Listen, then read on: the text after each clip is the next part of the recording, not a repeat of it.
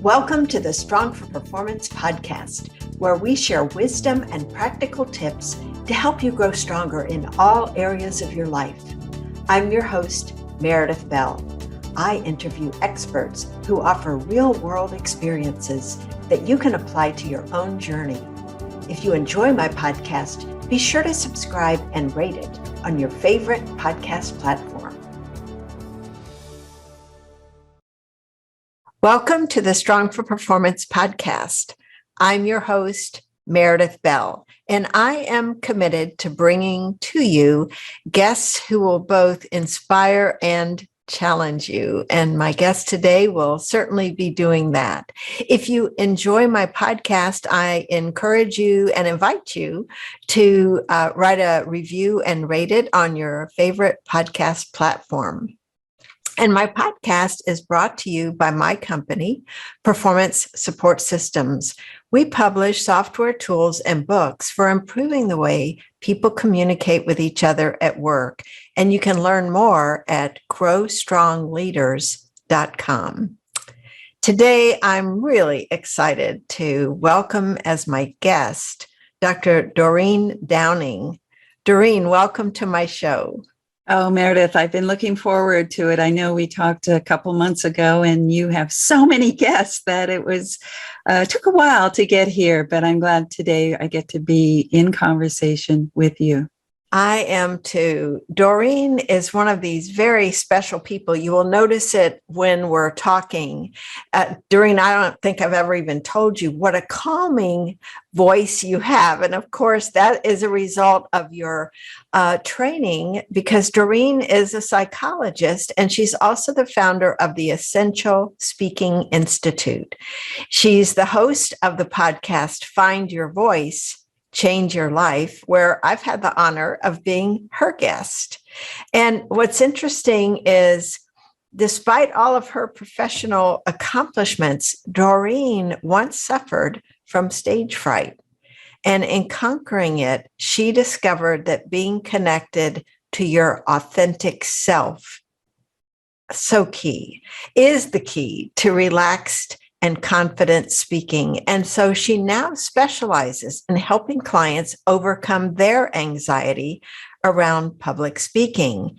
And in addition to her coaching and online courses, Doreen is the author of Essential Speaking, the 7-Step Guide to Finding Your Real Voice, a book that teaches you how to transform your anxiety with presence and connection. Doreen, I love all of those words that relate to your work and what you do. And I think before we get into having you share some of the insights and tips and just help that you provide to your clients, I would love for you to tell us more about your own journey. Where did your own stage fright come from, and how did you work through that? That's a great question to start with, Meredith. I would say that in any coaching client that comes to me, I always get curious, just that same question. Where did it come from? And I think that a lot of people do have curiosity about that because they're adults and they should be able to speak. And why is it such a problem? So I go first to childhood memories. And well, that's because I'm a psychologist. And I would say in my situation, I have several memories that I think are roots to my anxiety about showing up in public. The first one that I've identified for myself when I did the deep dive into self-discovery was that my grandmother would always shut my sister and myself up because mother was sick. She had depression. So if we made noise, Grandma said, if we made noise, Mom was going to go back to the hospital. And so, of course, early on, I contained my energy, my bright spirit, my little girl, hello world, just had to, I've got to be quiet. I've got to be. So very early in life, I learned to be very withheld in terms of whenever I speak up. I have other moments, but I think it gives your listeners Mhm. a sense of what I like to do first around discovering some of the roots of where your little girl, little boy, little guy coming out into the world. And are you welcomed or are you shut down? Did an older sibling bully you? Was it a school situation? Was it a teacher? Was it also maybe cultural, or maybe just in some ways children are to be seen, not heard. So there's all sorts of ways in which we learn early on, is it okay for us to speak up? And that's what I do first, is to uncover the roots of anxiety. I have to think that's challenging at times, because I remember when I was on your show thinking about, what had happened with me. And often I think we want to repress or dismiss some of these things that have happened to us in the past, or minimize them and say, well, that, wasn't that important. And yet, what a profound impact it can have on our psyches and the stories we continue telling ourselves about our voice from a very young age. I'm curious, because I am curious too. I love your word, the use of curious, how your training as a psychologist has helped you in your role with the work you're doing with clients now on finding their voice. Well, I think that's why people come to me, because they realize it's more than Toastmasters. And Toastmasters is great. You can learn to write a speech and deliver it, and with all sorts of vocal variety and emphasis and really powerful words, of course. But I know that even though I did Toastmasters for years, I still had a fear that was lodged way down deep inside of me. And so that's who I work with, people who know that there's something other than just perfecting their communication skills. And so my training as a psychologist is about going very slowly, but very deliberately and very gently. So like if, any kind of animal that's been wounded, you want to approach in a non-threatening way. And I think when you commented earlier about my way of being is calming, I think that that's partly what I love about the work that I do. Is I create a safe learning environment for people to go to places they don't want to go, or they think, like you said, that they dismiss it or minimize it, that they don't think that it has a lot of value, but deep down they know that something happened. Mm-hmm. So, and one last thing about this is that even though I'm just going to put quotes around something, air quotes, I guess, even though something didn't happen, maybe like an introvert didn't get enough airtime. They just kind of said, oh, I'm an introvert. And I'm not good at speaking. So they didn't get enough kind of permission to take the spotlight. So it's not so much that something negative happened, but just circumstances of life created, I think, some patterns. And so that's what I do first, is to identify the patterns. And then I do pattern interrupt, which is a lot of the psychological work that I bring to let's interrupt those patterns and get to the real you, the essence of who you are, the authentic you that's deep down inside. Well, and I love your emphasis on that word authentic, because I think sometimes we think we're being authentic. We don't necessarily feel like a phony, or like because we're not lying, right?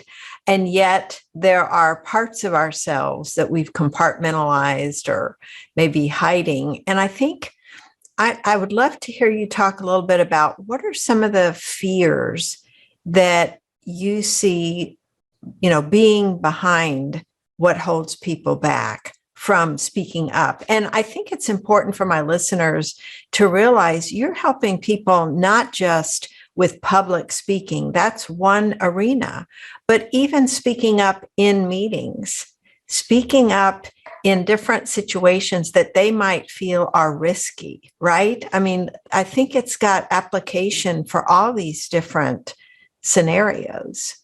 Absolutely. And I do not necessarily work at all with people who want to get up on a stage and be public speakers. There are so many good coaches for that. But I work with people who may have to get up on a stage and who are terrified to do that. And I can help them get over their anxiety, as well as all the other circumstances in which we are speaking all day long. I mean, you may run into a coworker in the hall, maybe somebody else who's working on a project that you are working on, and you want to share an idea, but maybe you think that that idea is going to be dismissed and they're going to laugh at you, or they're going to put it down right away. So you hold it back. There are all sorts of speaking opportunities throughout the day where you need to be connected to yourself. And I call it the core inside of you. I call it the essence, but the core of you that feels like she knows what she's talking about and can show up in any conversation, a meeting, stage. So let's look at what are the things that block them, from being able to that causes them to be disconnected in the first place. The cause that has them be disconnected first is what we're talking about. There's something about self-concept that didn't really get flourishing early enough. And then there's patterns that get in place. And with time, anxiety sets in. And then some self-concept. Oh, I'm just not good. Or, I'm not somebody who's can offer an opinion at this meeting. Other people have better ideas, or people are going to laugh at me. There's just so many ways in which the mind plays these tricks. And I know you know the phrase self-limiting. We limit ourselves with the thoughts that we have. So the kind of fear that you asked about a second ago, it's, I think, bottom line, if we could name it in all sorts of ways, but let's just call it what it is: judgment. We're afraid of being judged. And in fact, we carry that judge inside of ourselves all the time. Mm-hmm. And that part of the work is to confront the negative, self-limiting thoughts that are coming from that inner critic, that inner judge. Yes, it's so important. And I was just thinking, first, for the folks that come to you that just have this judgmental of themselves and therefore intolerant of others. Because what I have found is when I am feeling the most intolerant of someone else, it's usually something that's going on with me, right? I'm something I'm not dealing with that is causing me to now think something's wrong with everybody else. And so when you've got someone that you're working with that has these, really strongly ingrained patterns, what have you found to be, I'm just thinking of listeners who may want to identify their own patterns and kind of take a break free from them. What would you recommend, or what do you do with a client that has these deeply ingrained self-critical thoughts and stories? First, I listen. I first draw it out of them. I start with an initial assessment, like what are the most challenging situations and what are your thoughts about it? So I get them to share what their thoughts are. What are they afraid of? And are they afraid that they aren't going to make sense? Are they afraid that they are going to be made fun of? Are they afraid that people are going to walk out? Are they afraid the authorities in the room are going to not give them the raise that they need or that they want? So there are all sorts of consequences when you start thinking about, what ifs. So what I do is help people look at the what if. What if, that was really true, that let's say your boss is in the room and you're terrified of the authority figure, and your raise depends on you showing up fully and strongly, but you're afraid. So what if? You have to face it. And I think that we have to look at that's not really the truth. You have to like put it in perspective. And I think the more people focus on the what ifs and the future, we call it, future negative thinking, that is what reduces your ability to show up in the moment, more fully yourself, more fully expressed, and in touch with what it is that you have to say in that moment. So what people do is they take themselves out of the present, because I was saying presence and connection. They take themselves out of the presence. They put themselves into some future kind of scenario where they are not who they want to be, or they have those negative consequences. And then you come back to the present, and your effectiveness right there is reduced. So we have to work on, I talked about pattern interrupt. Stop that pattern of thinking into the future and coming back to right here, right now, the person in front of you, or the group in front of you, or the hundreds of people in front of you. What is it there that what can you do to deliver and be in relationship to the people who are listening? It's not such a speaking, it's more of a listening. Yeah. And we have these busy minds, right? That are just so good. I know a couple of people who tend to be worriers. They're always envisioning the future they don't want. And that's what it sounds like you're really talking about. And I think, would you say that the first step is awareness for you to help them even realize that's what they're doing? Yes, I like the phrase you just used. The future, envisioning the future that they don't want. And we know from so many teachers that we create our own reality. So it's like if we're looking out the front door and looking to the right and we see a negative future, that's the direction we go. Our bodies just naturally kind of go to there because you don't want that to happen, but you're so focused on it not happening, you create it. Or you look out the other direction and you see a positive outcome. And I know that sounds so simple. Yeah, think positive, right? But our minds, we can train our minds to do that. And that's the important message I want to deliver today, is that our minds, we talk about neuroplasticity, and we have little, those chemicals in our brain, and we can change them. We can change our thoughts in such a way that we change our future, the vision that you just said of ourselves in some upcoming place where we're speaking.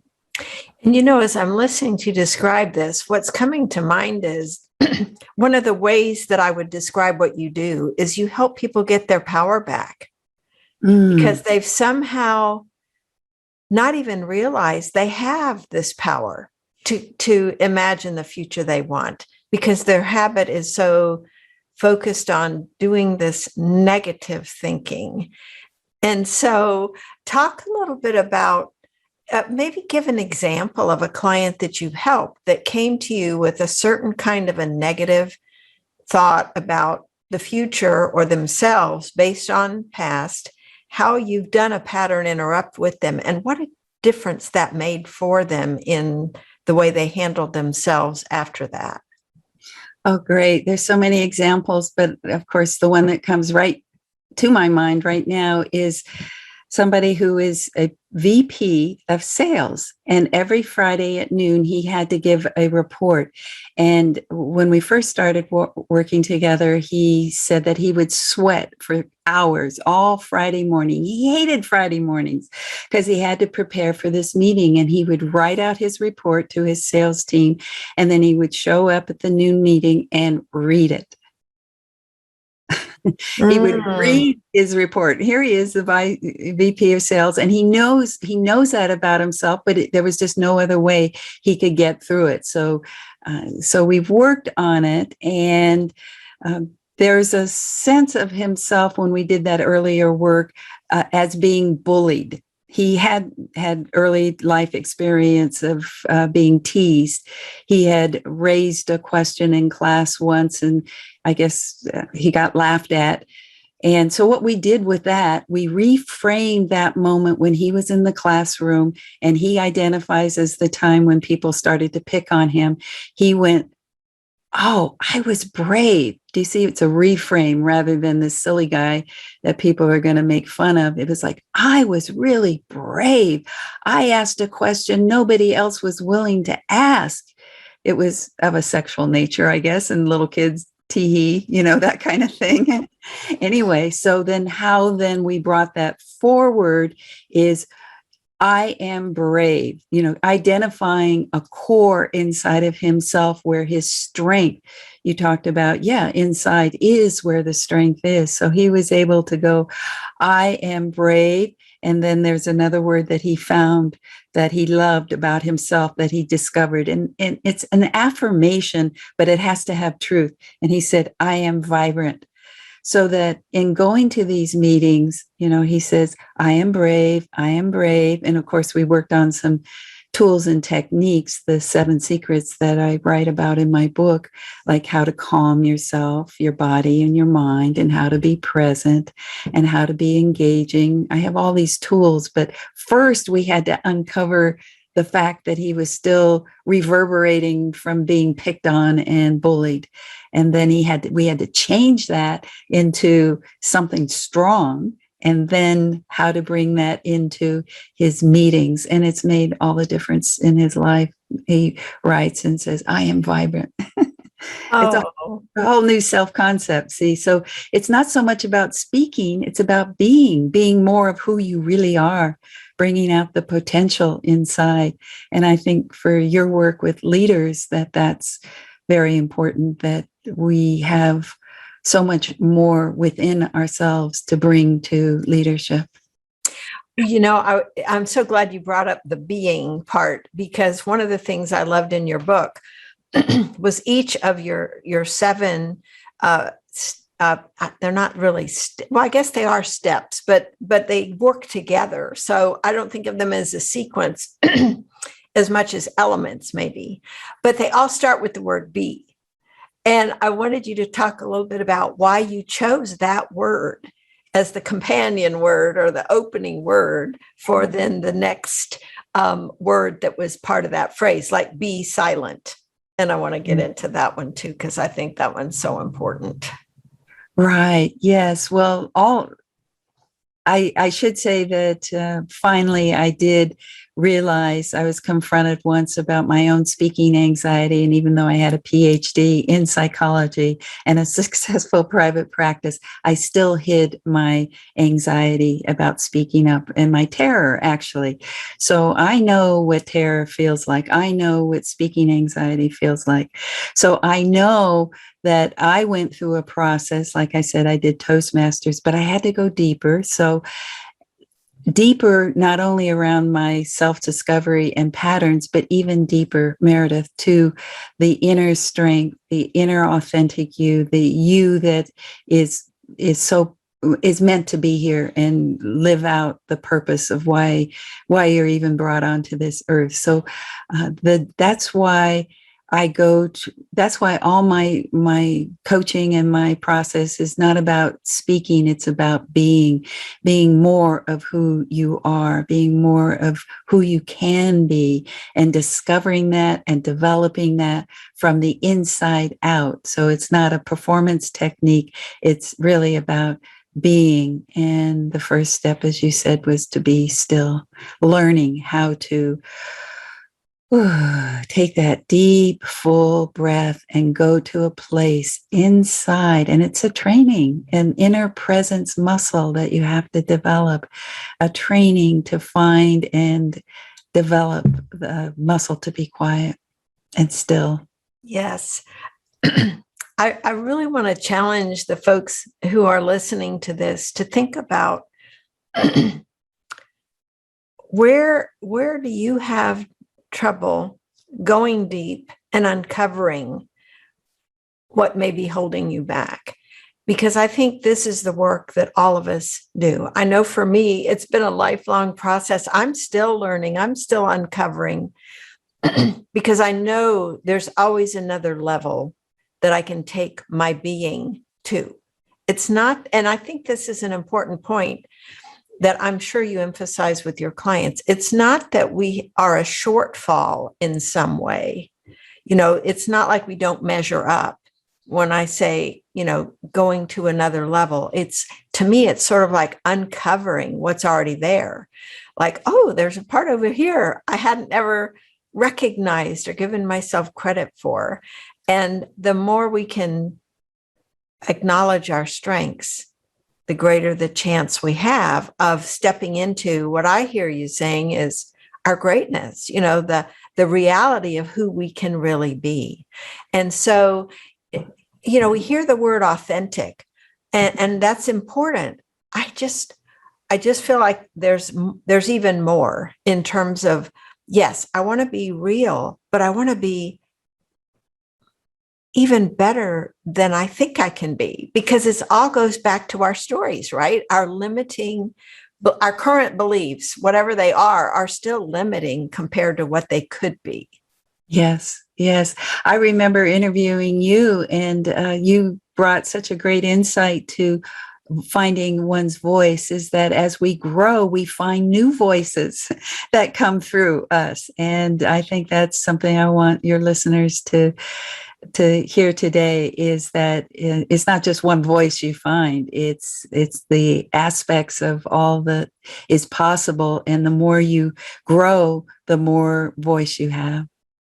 Well, let's talk a little bit about the one I know I personally struggle with, because I'm sometimes more like a human doing than a human being. I'm really good at the action part, but the be silent can be challenging at times, because and part of it, I think, is for any of us, there's so much to do. And so we just feel like, who has time for that? But I want you to talk about why that is so important. What's the benefit or benefits of taking the time to be silent? What are we being silent for? Yes, we're being silent. If anybody could Google it, but there's so much in terms of health benefits, and but where it goes in terms of my work with speaking is that the busy mind that's saying all those negative things about what ifs and you're not going to make it and they're going to judge you. We have to be able to still those, right? And so that taking the awareness that you mentioned and being able to think, quiet your mind, just quiet your mind. Then the physical, the heart that races and the throat that constricts, all the amygdala reactivity that goes on, the unconscious that's coming through, you might say. We have to train our bodies to go down to a quiet, clear space. And in quiet, clear space, I can even feel it right now. My brain gets a little more spacious. The words don't feel so jammed up. There's more room for me to breathe and to connect with myself, what I'm saying, connect with you, my listener, so that there's so much more than just the busy, busy, busy, keep on moving forward. And in a way, it's almost like speak, speak, speak, speak, speak, and never take a pause. Taking a breath and pausing is so beautiful in terms of allowing your listeners to take in what you've said, to absorb it. Otherwise, it's just shotgun, shotgun, shotgun, bullets coming at you. And you just want to pause and just go, oh, I like those words, or I need to ask a question about it.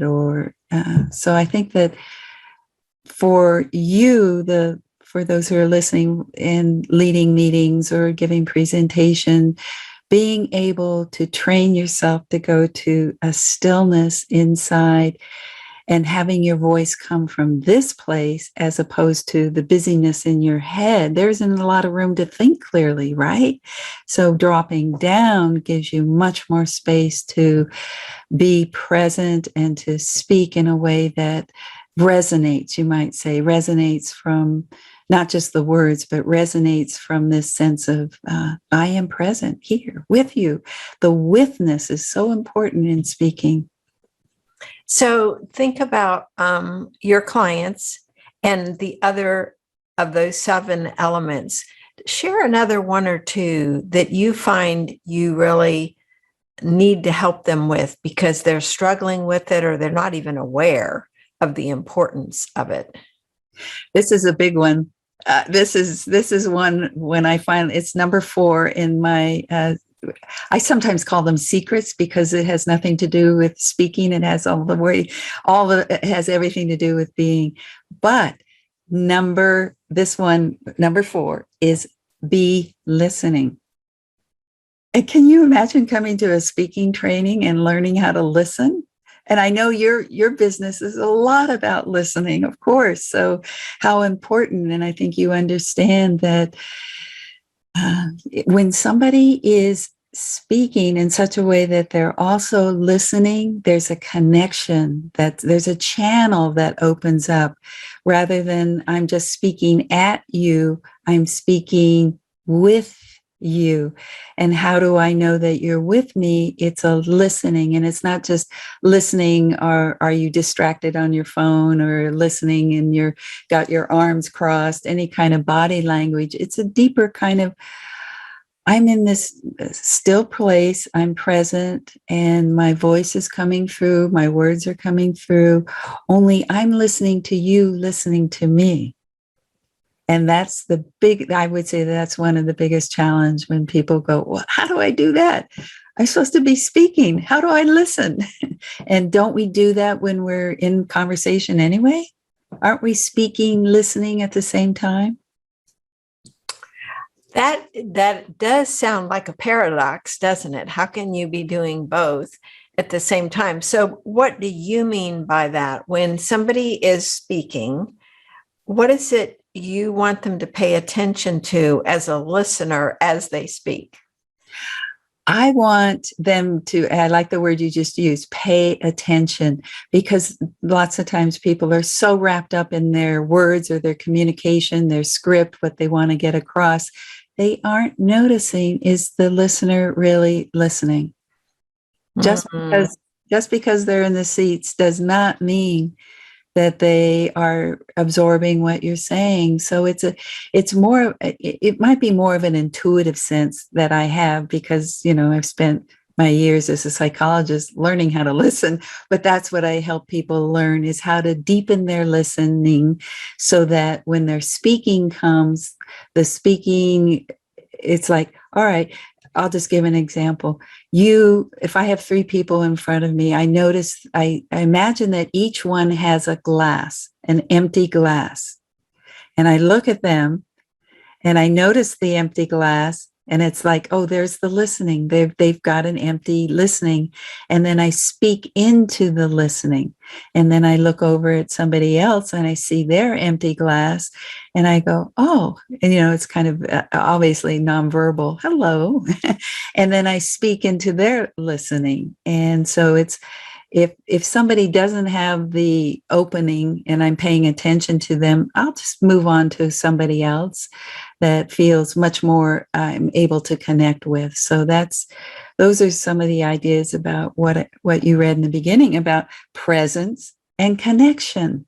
Being present with myself, being present with my listener, connected to myself, my core strength, what we talked about, and connected to you, the listener. And I think a lot of people look at listeners and see the judge rather than the empty glass. And so I'm teaching people how to listen in a deeper sort of way to what's inside, what's good inside of the person, even though they may be judging, but don't let the judge stop you. Go deeper inside of the person and find where they're listening from.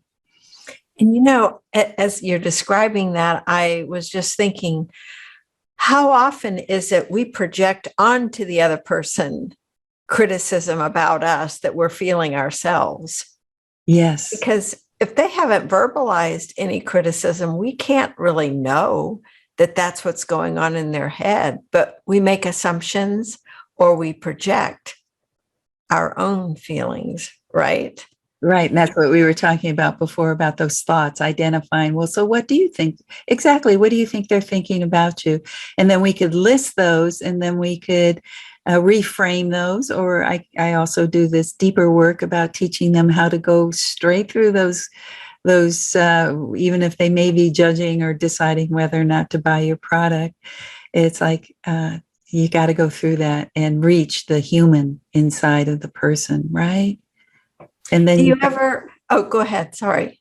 I was just going to say, then you have relationship. You've got more of a qualitative relationship with your listener.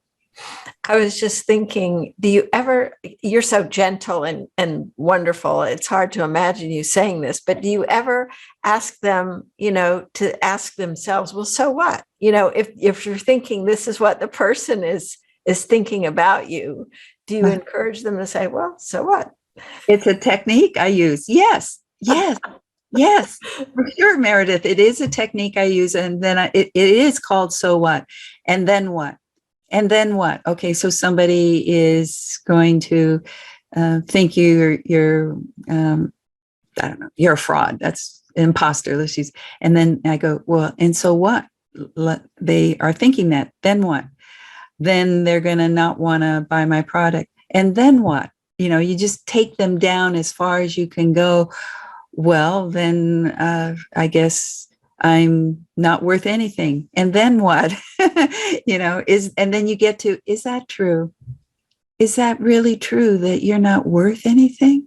How far people can go to where their insecurity is. So yes, I do it. It's a technique. Yeah. But I'm sure the way you do it, because of the loving approach you bring to every conversation you have, they don't resist it or they don't get offended by it, because they know that your motive is to be of help to them in that moment when you're sensing you need to help them move out of this place that they're in. Right. That's that. I think in any kind of coaching, they have to trust us and be willing to let us guide them. And this is one place to help them confront themselves about the truth. Really, is it true that you're going to melt in front of everybody and disappear? No. Yeah. I know. That's one of my favorite takeaways from Byron Katie. You probably are a fan of hers, but is it true? Can you know that it's really true? So you challenge your own thoughts and don't necessarily just believe them up front. Yes. So that's tough. Well, I would love to have another example. I loved the one you shared about the vice president of sales and what he went through and how he emerged by going through this process that you helped him with, just to help my listeners think of different situations where they may be stifling their voice instead of speaking up. What would be a different example of someone that you've helped in this area? I think what you just said is that awareness. I think I would ask your listeners, is there any situation where you feel like you are holding yourself back? And where is that? That would be number one question. That's what I would challenge your listeners. Am I holding myself back? Where is that? And what are the circumstances? So, and an example I have of somebody who was just sweating like crazy because he was going to have to go in front of the board and give a report. And of course, they were all authority figures to him. And that was his issue. An authoritarian father who early on had to make sure he was getting the grades and achieving and pushing and pressuring. And so he incorporated all that kind of pressure inside of himself so that when this high, it was really high stakes to go into a boardroom where there were, in his mind, higher ups, of course, that had more authority. He was able to look at that and connect it with his issues around authority. And so I think that a lot of times in terms of businesses, that issue comes up a lot around I don't want to raise my hand, or I don't want to give a report, or I don't, because the boss is in the room, and the boss is like this scary wizard. And the work has to be take the cloak off the wizard and just say he's just another human being. He's just a little boy or a little girl who had her own issues. So or look for the good or the essence inside of them. I think that's one of the most challenging in terms of businesses, having people see that they have value, and what they say is going to make a contribution, and that even if they're being judged by a boss, it feels like they can be more, they can learn to listen to this human being called boss, and connect and have a relationship, a real relationship, human to human, at the right level, as opposed to a hierarchy level. Lots of wisdom in there, Doreen, with what you just said, because I think it all goes back again to the stories we have about someone else as opposed to the reality. We can give away our power to someone else and not even realize it. So I love the work that you're doing to raise the awareness, to help people recognize their own power, their own abilities that they may have minimized or even denied in the past. Well, before we wrap up and I ask you to share where people can connect with you, is there anything else that I haven't asked you about that you would really like to convey to my listeners? Well, what you just said about how we get trapped in our beliefs, we didn't use that word today, but that is, it has to do with self-concept, I guess, or how we come to identify who we are. And I think that for those of us who want to grow in our businesses, we need to be able to challenge, to be willing to be challenged. You're a fabulous coach, I know that, and find a coach that will help you become more self-aware and to develop what's the potential inside of you. Well, you're amazing, Doreen. I'm not even a paid professional coach. I just help people along the way as I encounter situations with them. But you really are. You embody this wonderful professional with all of the wonderful background you have that you bring to these situations. And I know that many of my listeners, I think, will probably have that same feeling that I have every time we've talked. There is this reassurance about in your presence, calming and non-judgmental. There's a very, wonderful, accepting spirit that you have, that when you challenge someone, it isn't in a threatening way. It is as a guide to help them. And so I know many of my listeners are going to want to connect with you and learn more about your work. So tell them where they can find you and get more information about your resources and your services. Yes, well, you mentioned the 7 steps and that they really are elements or secrets, but I have a link that I think people could get instantly what these all 7 secrets are or steps, and it's called Doreen7steps.com, and you spell my name Doreen, Doreen, 7steps.com. And I think that's a quick way to get on my mailing list and get the 7 secrets, 7-step guide. And I do have a group coming up, a coaching group this fall. I know that this podcast will probably come out afterwards, but I do them several times a year. It's a 3-month training program to do exactly what we've been talking about today, finding your voice and learning how to calm yourself, your mind, your body, and have clarity and confidence to be who you truly are in this world and offer your gift. And so what's your website where they can learn more about that? Yeah, essentialspeaking.com, selfspeaking.com. And of course, I have the podcast website, which I modeled after your website and podcast, is findyourvoicechangeyourlife.com. And I invite, somebody who's listening to us today has a story that they want to tell about their own history about not having a voice and their journey to find it and what they can do now, given that they have a voice. I'd love to have them be a guest on my podcast. Excellent.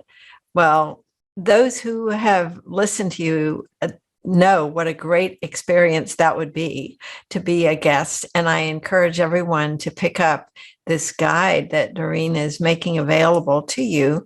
And Doreen, I just want to thank you so much for being my guest today and also just who you are in the world. We need positive presence like you have to really have a wonderful impact and help people move from their beliefs, their stories into the person they're really capable of. So thank you for the work that you're doing.